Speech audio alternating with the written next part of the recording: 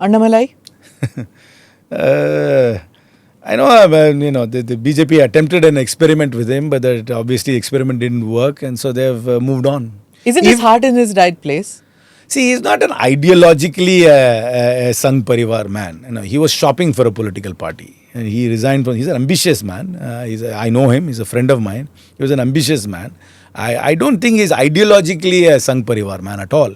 And when he came into politics, he was fondly hoping that Rajinikanth will start a party and that he could go and be the face of that party.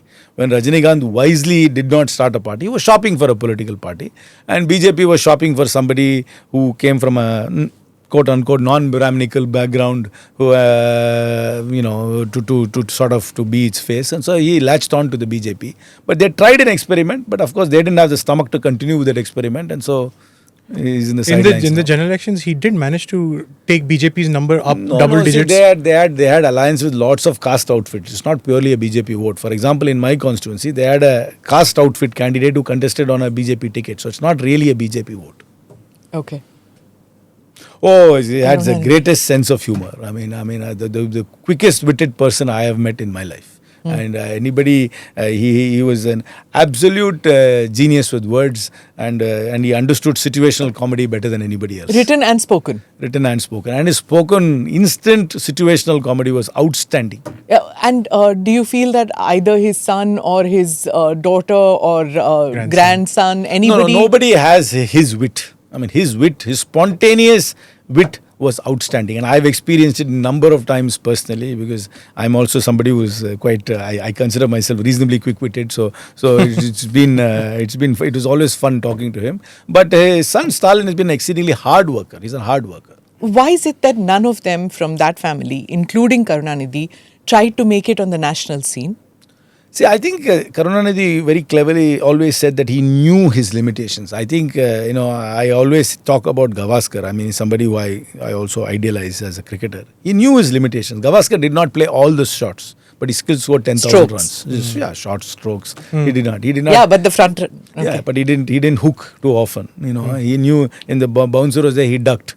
So he knew what to play and what not to play, and he used to leave a lot of balls. In fact, when you see Gavaskar bat in the opening hour, it would be quite slow, because he would in the first hour he would actually leave most of the balls which are going outside the off stump. But he had a Vishwanath to do it. Who did Karunanidhi have for stroke? Karunanidhi had a lot of people in his team. They came from a different cut of cloth, and they had a lot of stalwarts in this party at that time. They had Nedunjali, and there are many. The DMK is a party which came out of fire. You can fault them for many things, but they came through and they have an ideological mooring, and they came through a struggle. So you must give them that credit. Okay. Will it be difficult for Udaynidhi to establish himself because of this legacy? As time goes by, people do have a little bit of a distaste to legacy politics. I agree with that. They have as society becomes more and more middle class and urbanized, they will have a distaste for legacy politics. I completely understand that. Okay. And there will be complications. But Stalin had to overcome all that through his hard work. See, one thing about MK Stalin I will say is that nobody will say that he said a harsh word about them. You can't find a word. He said something nasty about a political opponent. He said something nasty to a person. He's been a big consensus builder. He doesn't have his father's oratory skills. He doesn't have his father's instantaneous wit. But he compensated that by sheer grit of hard work and being patient, and by keeping everybody together. Today in Tamil Nadu, people will say a lot of things about DMK. This person said that, this person said this. But you will never ever be able to point a finger and say, Stalin said something distasteful. And that has been his biggest strength. And he's been able to keep not only his party, but also the coalition together through his attitude. And I think that's a remarkable strength he has. Okay, so we've spoken about Stalin, right?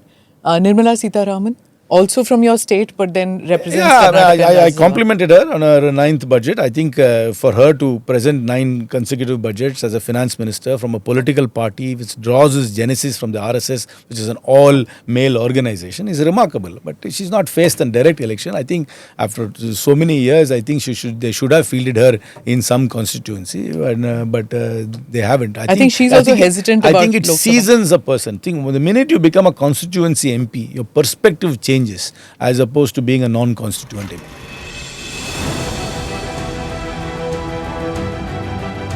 Namaste, Jai Hind. You're watching ANI podcast with Smita Prakash.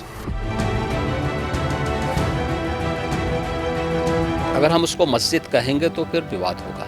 The issue is टूटा है क्या भारत? 400 पार का मतलब ये है कि संविधान खतरे में है। क्या हम लोग ये निर्देश देते हैं कि फला को गिरफ्तार करके जेल डाल दो? वही तो कह रहे हैं सब। ये बेबुनियाद निराधार आरोप। सच्चा सुनना चाहो देखो स्मिता प्रकाश ANI, it does not lie।